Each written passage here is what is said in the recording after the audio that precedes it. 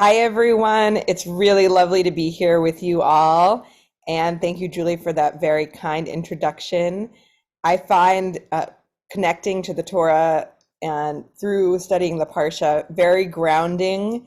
And just as it's so beautiful to see the snow and just know that it's winter, for me, wherever I am in the world, the idea that I can study the Parsha and just know that it's Mishpatim, that makes me feel just that much more connected to the Torah, to Hashem, to all of you, and it's just really, really, really an honor to be studying with you today.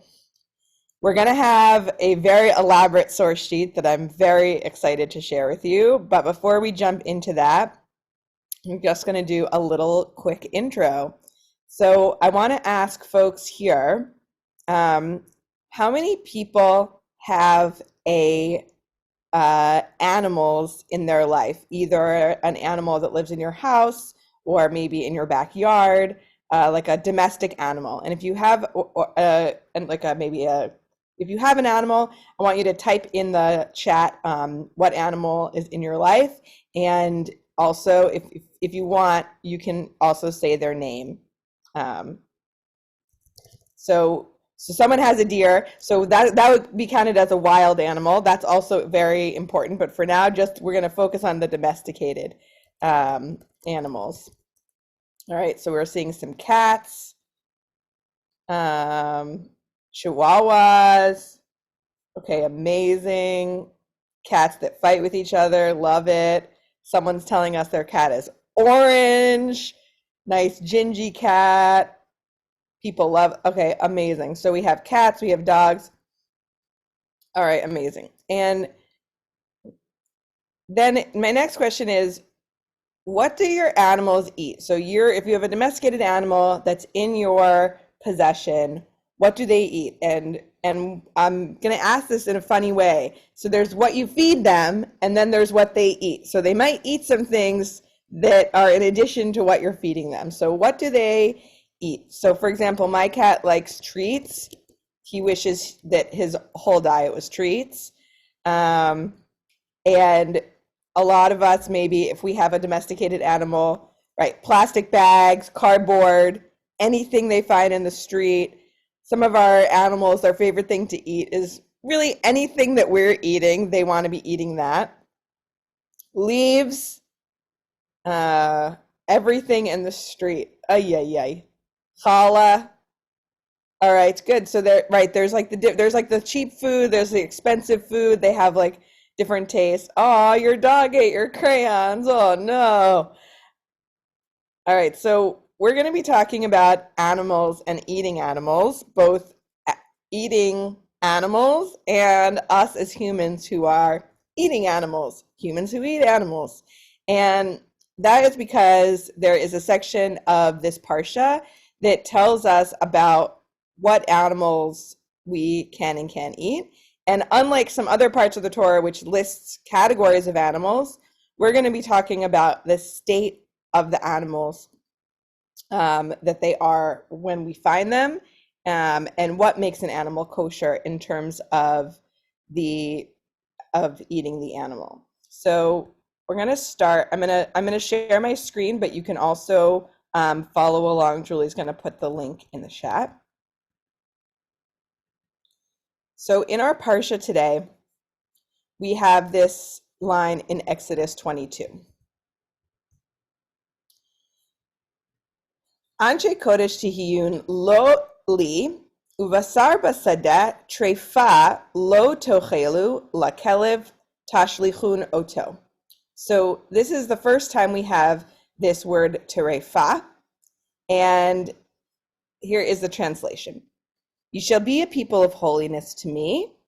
Therefore, in the field, treyfah you shall not eat. To the dogs you shall cast it.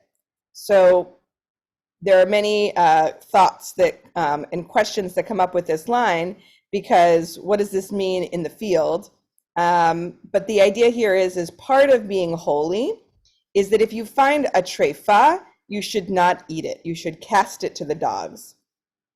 And I purposely kept the Hebrew word treyfah in our English translation so everyone can see it here. The translation of this word is flesh that is torn. So essentially the idea here is if you're in the field and let's say you're in your chicken coop or you're in your field with your sheep perhaps, or your goats.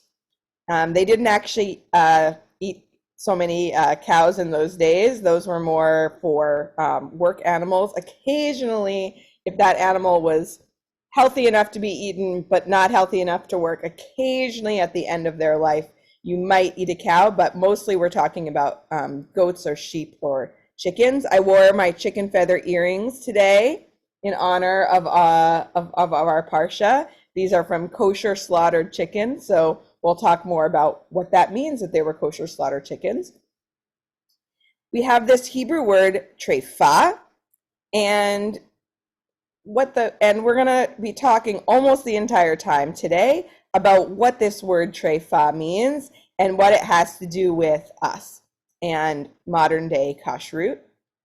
And I just love this line because it could have stopped right there. It could have said, don't eat an animal that is treyfah. Don't eat an animal with torn flesh. Obviously, in the Torah, if the Torah tells you not to do something, it means that someone was doing it. Someone was wanting to do it. People, your next door neighbor was doing it. Maybe the non-Jews were doing it.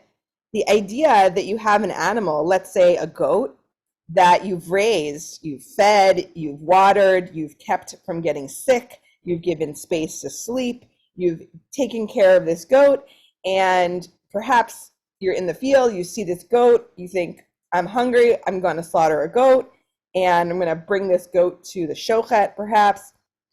Oh no, the goat has a treyfah, it has torn flesh, you can't eat it. So we're not even necessarily talking about a dead goat.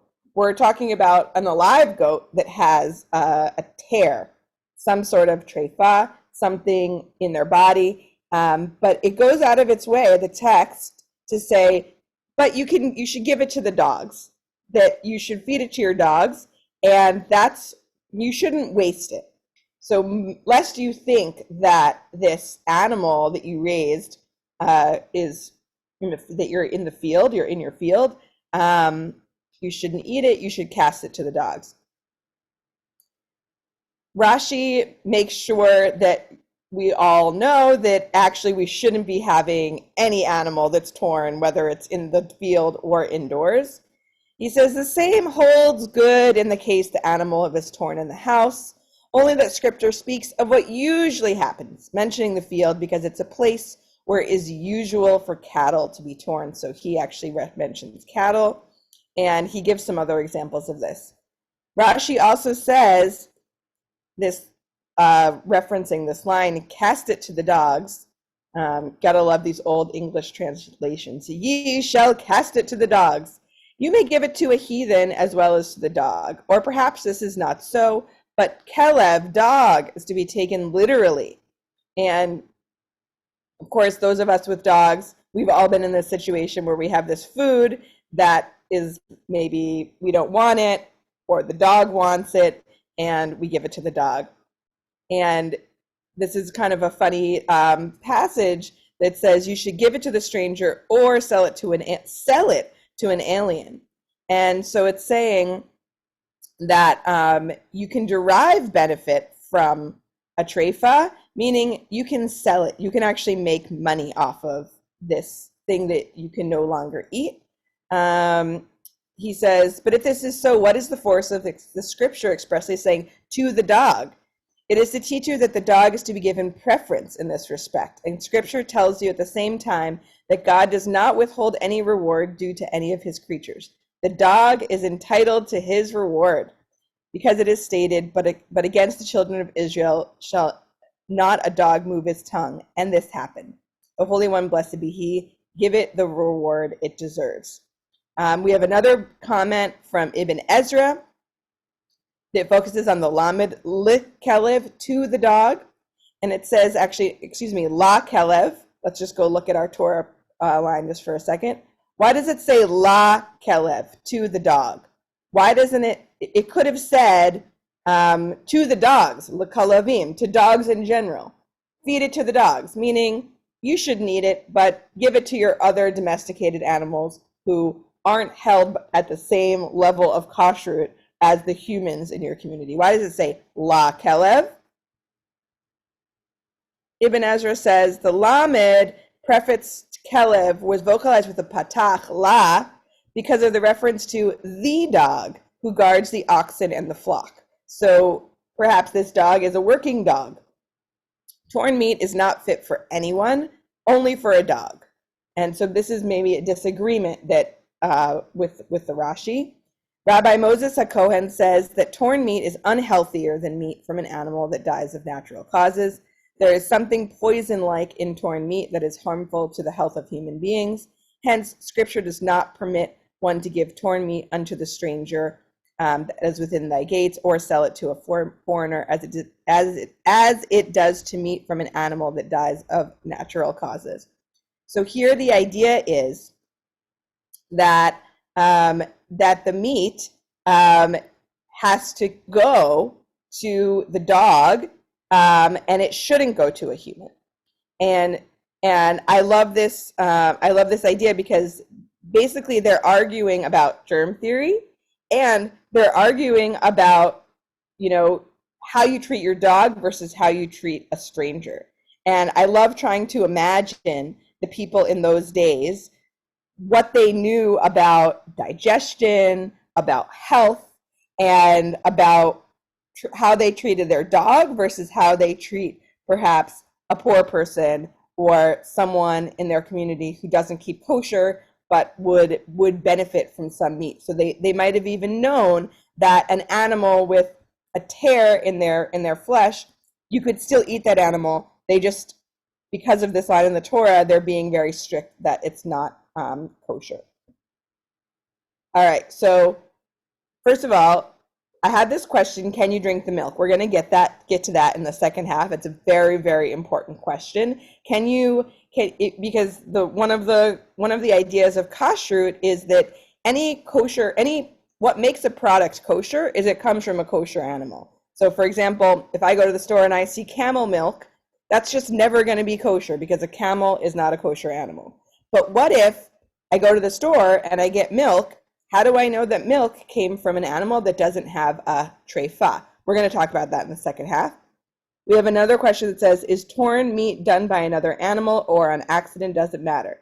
So the short answer is it doesn't matter. What makes an animal fit to be kosher is there's a whole long list of things that make an animal fit kosher. The first is the species of the animal, which we talked about in a different parsha. And then the other is that the animal needs to not have a treyfah. And that's what we're going to be focusing on today. There'll be a couple of small pieces. And yeah, it doesn't matter if it was by another animal, if it was by accident, or even if it was you yourself, the owner of the animal. Either way, it needs to not have that treyfah, something torn. So we're gonna go a little bit deeper into the Talmud, and then we're going to come back and some other halachic passages, and then we're going to come back to this question of milk and eggs. But thank you everyone for your lovely, really, really thoughtful questions in the chat. Please feel free to keep typing in the chat. All right, so if we go to Bechorot, so in the Talmud, Rabbi Shimon ben Yehuda says in the name of Rabbi Shimon, with regard to meat cooked in milk, eating is forbidden and deriving benefit from it is permitted. So this is a very often quoted line in the Talmud. Asur ba'achila umutar b'hana'ah. So it's not allowed to eat it, but you can derive some benefit from it. It's not like the idea that this non-kosher meat, you can never derive benefit from it. And in modern days, the kosher meat industry benefits from this law very much, because if you're slaughtering, let's say you're slaughtering your 10 cows that day, and only 8 of them end up being kosher after you do all the checks on the animal, those 2 that you're not going to eat, you can sell them and you can derive benefit from it. You can't eat them, but you can sell it. You can sell it to a goy. You can sell it to a non-Jew. And this is the Talmud bringing an extreme example. With regard to meat cooked in milk, eating it is forbidden and deriving benefit from it is permitted. As it is stated, you are holy. You shall not cook a kid in its mother's milk. And then elsewhere it states, and then here the Talmud quotes our Torah passage from this week's Parsha, you shall be holy to me, you shall not eat any flesh that's torn by animals in the field. And then Sefaria does this beautiful thing where the bold letters that we're seeing right now are the actual words in the Talmud, and the English is Sefaria's translators summarizing Rashi and some of the other commentaries. But we're going to see this phrase, asur be'achila umutar b'hana'ah. It is forbidden in eating and allowed in benefit, over and over again in this passage.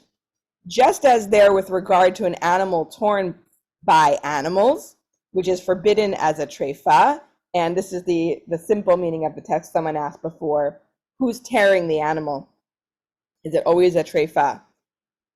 Just as there, with regard to an animal torn by animals, which is forbidden as a treyfah, such as an animal that has a wound that will cause it to die within 12 months, and this is a very important category that we're going to come back to.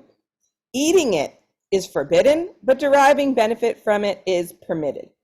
So too here with regard to meat cooked in milk, where the verse mentions being holy just as the other verse did. Eating it is forbidden, but deriving benefit from it is permitted.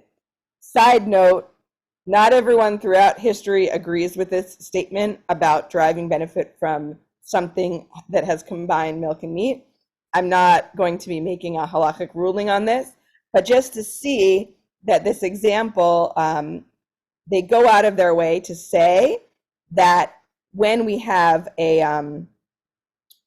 this situation where, let's say we're raising an animal for food and the animal is alive, it just has some sort of wound on it, that we still can derive benefit from it. We can sell it.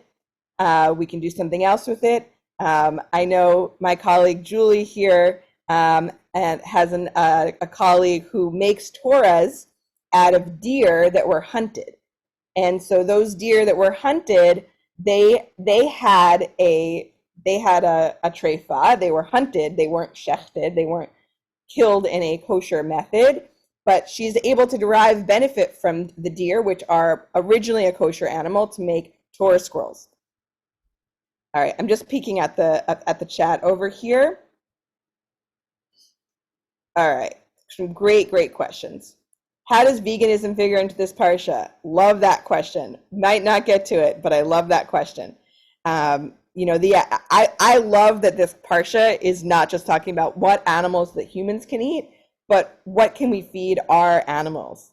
I know I have a cat. I think all the time about what I'm feeding him, and mostly what I'm feeding him is really gross, but it's what he likes. And I'm a vegetarian. I always joke that my roommate is a carnivore, because he's a cat. Would a torn animal open wound be subject to an infection or parasites?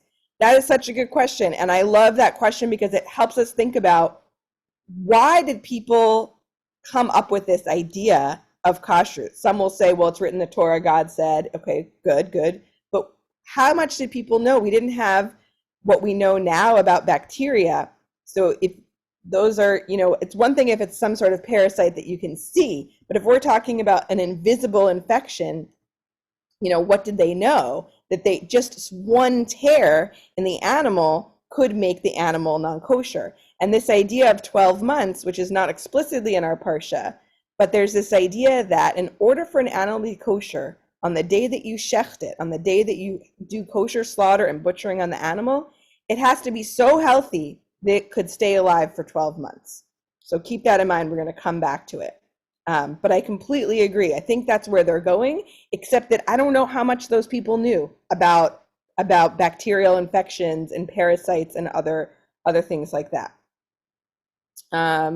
Someone is saying there are places in Israel that you can't buy meat and milk on the same tab.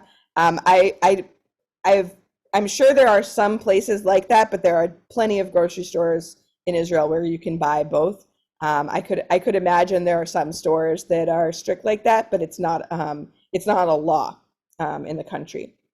Someone asked, what does it mean to be holy? I love that question. That's more of a philosophical question that we might not get to today. But the idea here is, because this line is repeated so much in the Torah, it's a shorthand for God saying, this is how you be holy, you follow these laws. So if folks have other thoughts on that, I'm open to it, but we're mostly going to be looking at some of the technical ideas as opposed to the philosophical or spiritual.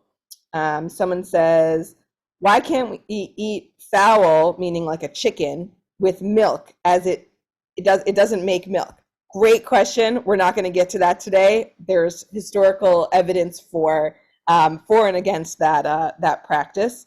And also, I think My Jewish Learning probably has a good article on, why can't I have my chicken and cheese sandwich? Such a good question, right? Fish you can have with cheese, chicken and turkey you can't. What's up with that? So there's a lot of people who are making some comments about combining dairy and milk, which is such a good question.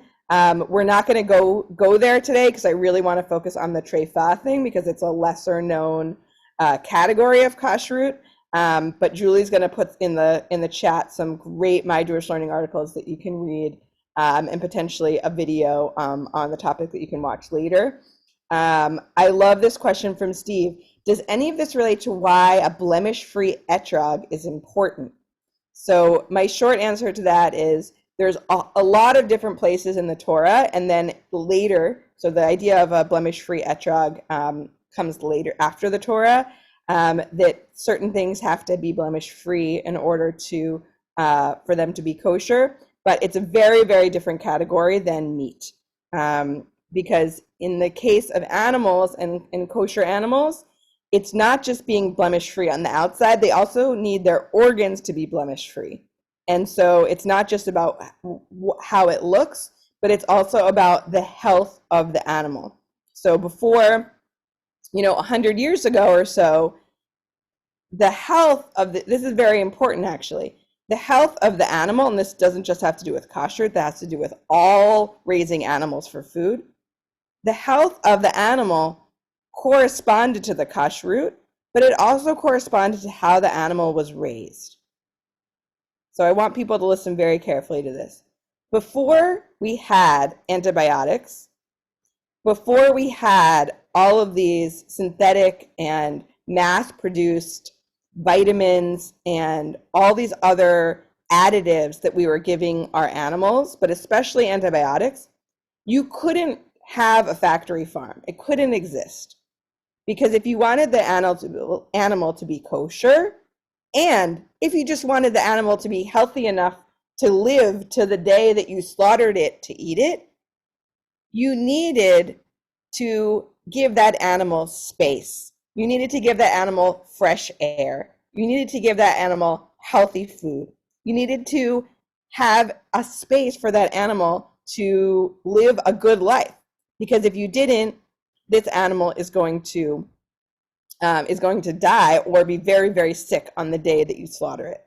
In modern times, and really since the Industrial Revolution, since probably about the 1950s, we have all of these other ways where we can keep animals alive and make them feel healthy or make them look healthy, even without giving them fresh air and space to walk around, exercise. In the case of chickens, in the United States, the minimum number of hours of darkness for a chicken to sleep at night is, I believe, 4 hours. And we all know what it's like if we only sleep 4 hours. Well, the chickens don't feel very very good after sleeping only 4 hours. But guess what? They just give him antibiotics. And by the way, I love antibiotics. I think they're great. I've been sick before and taken antibiotics. I felt so much better. I recently had a cut on my finger and I put an antibiotic ointment on it. I am pro antibiotics. But for animals, the idea that we would take an animal, put them in a difficult situation, put them in an indoor crowded place and then give them antibiotics prophylactically, I think is cruel to the animal and probably not a good idea for us if we're going to be eating them. And so there are ways in which the Torah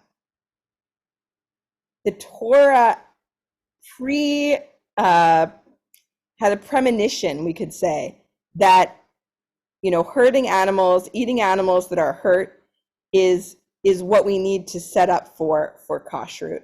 And this is going to become very important when we start talking about eggs and dairy, because the idea that all kosher products need to come from a healthy animal is very, very important. All right, there's a couple more messages and then we got to get back to our text. Thank you everyone for your really, really great comments.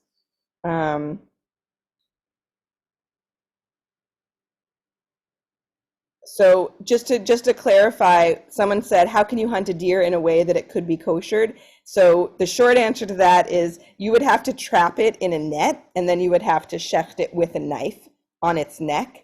If you were to hunt a deer with a gun and you were to shoot the deer, it could not be kosher. But my point was, and I know I said this very quickly, you can make a Torah scroll out of an animal that wasn't shechted, that wasn't slaughtered according to Jewish law, if the animal is kosher. And if you have more questions about Torah scrolls, you can ask our amazing host, Julie, next time. All right. So there's some questions about kosher slaughter and the humaneness. So the short answer, and some of you here know I used to work for a wonderful organization called Jewish Initiative for Animals. I used to teach even though I'm a vegetarian, I used to teach about kosher slaughter with someone who is a shochet. And the short answer is how the animal is raised and how the animal is actually slaughtered are separate categories. And in modern times, there's not like special kosher farms where the animals are treated a certain way before they're brought to slaughter. The animals that are shechted in a kosher way are raised the same way as all factory farmed animals or pasture raised animals. However they're raised is how they're raised. And there's not a special kosher way to raise an animal. But it is the case that if their business is slaughtering kosher animals and buying animals for kosher slaughter, they're definitely going to want to, as much as possible, get the animals from a place where they're less likely to have a treyfah, to have something torn on their body, and for them to be healthy enough that they can stay alive for 12 months. Oh my gosh, someone has 2 deerskin Torahs from the 1500s. That's amazing. All right. Some of us want to get back to the Torah learning. Thank you, everyone. Okay. All right, here we go. We're going to go back to our Torah learning. All right, so everyone is understanding this word treyfah. That is the most important thing I want folks to take away from today's learning. And this is our line in our parsha, and it is parallel to a line that we see later in Deuteronomy, which is the word nevela. So that is the situation of an animal that has died a natural death. So that is also not kosher to eat an animal that has died a natural death. And there's also some instructions to give it to a stranger in community, or you can sell it. And this is also part of the holiness. And this line, lo tivashel gedi b'chalav imo, do not boil a kid its mother's milk. This is something that we hear over and over again in the Torah, and it's just linking together that we should not eat anything that's a nevela, something that died a natural death.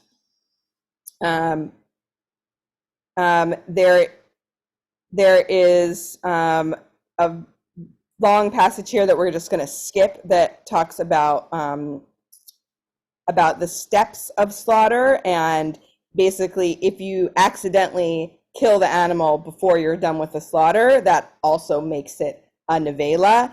And but what I would like us to skip to this Mishnah Torah on forbidden foods, and this is going to give us a little bit more specific instructions about what I was just talking about. The Torah, thus one learns that the Torah forbade that which died, which is a nevela, and it forbade that one was on the verge of dying because of its wounds, even though it has not died yet, which is a treyfah.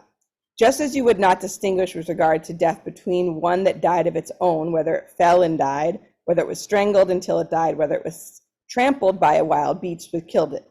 Similarly, do not distinguish between an animal that is on the verge of dying, regardless of whether it was torn apart by an animal and battered, whether it fell from the roof and broke the majority of its ribs, whether it fell and crushed its limbs, whether it was shot with an arrow and its heart or lung was punctured, whether it developed an illness on its own that punctured its heart or lung, or it broke majority of its ribs, or the like. Thank you for that very long list of ways an animal might die.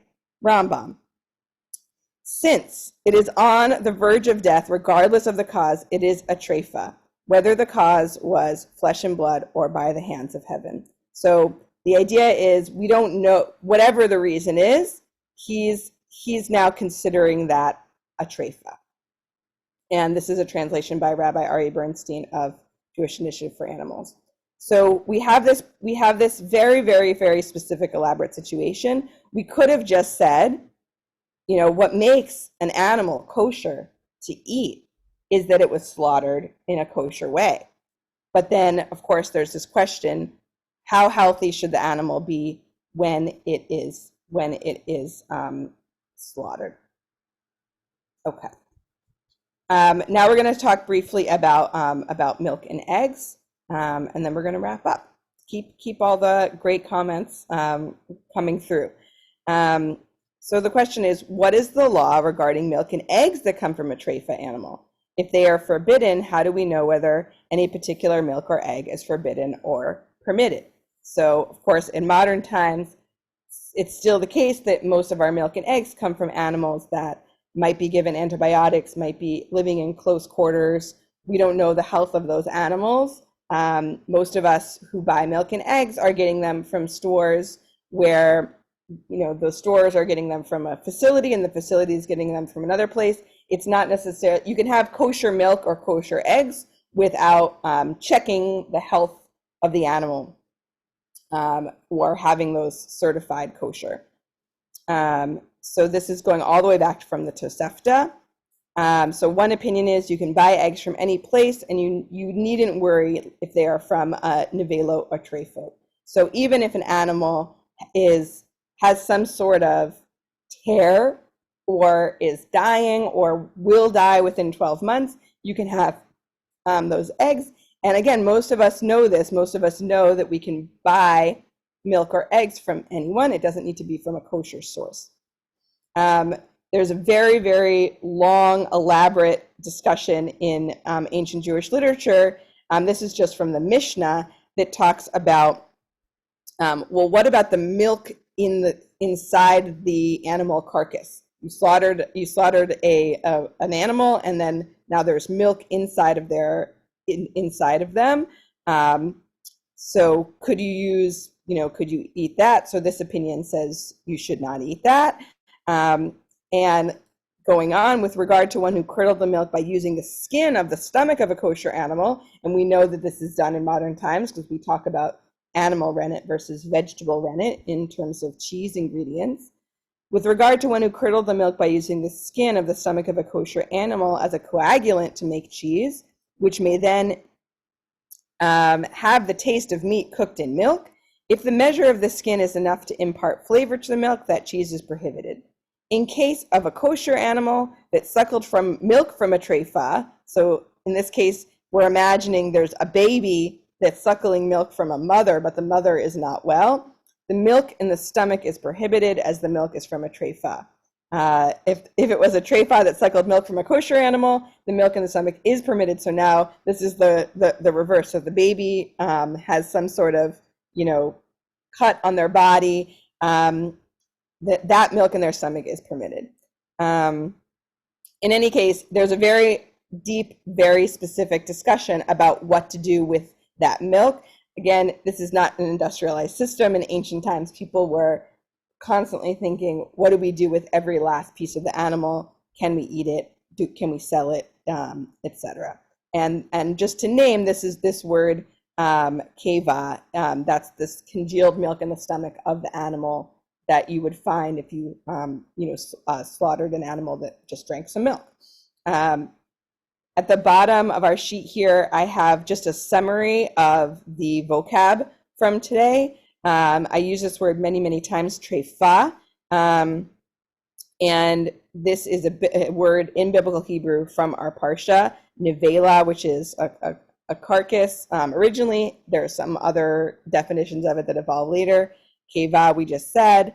And then I just wanted to name that this word treif, that's in Yiddish, is from the word treyfah, but has come to mean non-kosher in general. So treif can be used colloquially, both in Yiddish and kind of in modern American Jew speak, to mean anything that's non-kosher. It doesn't only ever mean something that's torn. You could also say, oh, this cheeseburger is treif. And I link to the treif article in my Jewish Learning. I'm going to take a minute to peek at the chat, and then we're going to be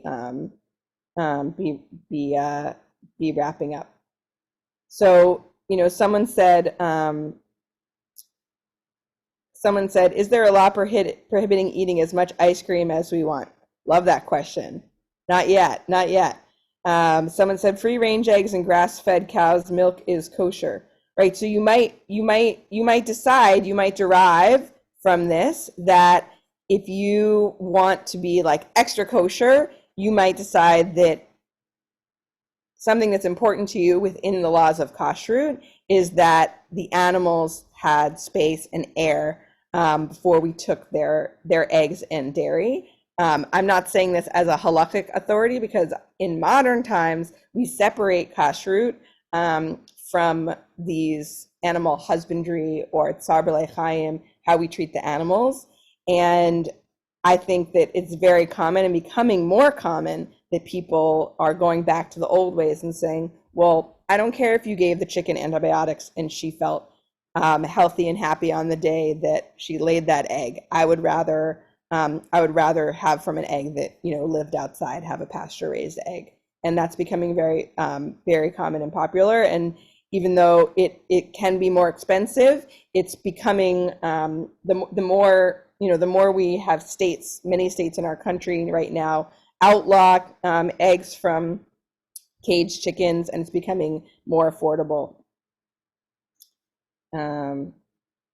Someone said, I only recently learned that Parmesan cheese isn't kosher. So, it's depending on who you ask. Certain cheeses, certain hard cheeses, which are made from the rennet, that are derived from the stomach of an animal, can not be kosher, or can be very expensive and difficult to find.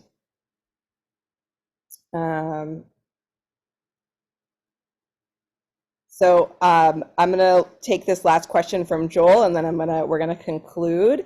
So Joel said, how do you know if the animals were happy? I really, really, really love that question, because as someone who lived on a farm for 5 years and who taught as a animal welfare advocate, which is, by the way, different than an animal rights advocate. An animal welfare advocate advocates for animals. We don't put an ethical decision on whether people should be eating them or not. We say we want to teach people about what is the source of their food and how people align their values with their food choices. And it can be very difficult to know if an animal is happy, even if you yourself were to go drive around and visit every farm where an animal is living, that you're going to eventually eat the animal's flesh or the animal's products. It's very, very, very difficult. And the short answer is as much as possible to educate yourself about the source of your food. I mentioned earlier, pasture-raised eggs are a great category in general, just like kashrut in modern times. And we don't have this in all countries in the year 2022. But in terms of kashrut, we have this thing called a hechsher. There's a label that's on the package that tells you that someone inspected that this product is kosher. So similarly, there are also animal welfare certifications from third parties. And I'll just type in the chat. There are two that are very, very good. One is called Animal Welfare Approved, and one is called Certified Humane. There's also something that's called GAP, which is only at Whole Foods, that can tell you about the source of your food. And I'll conclude by saying I was involved with this organization called Hazon and their animal welfare resources. And I'm also going to pop a link in the chat if you want a little bit more information about finding more about if the animals are happy and healthy. I think that's a beautiful question. I'll turn it back to you, Julie.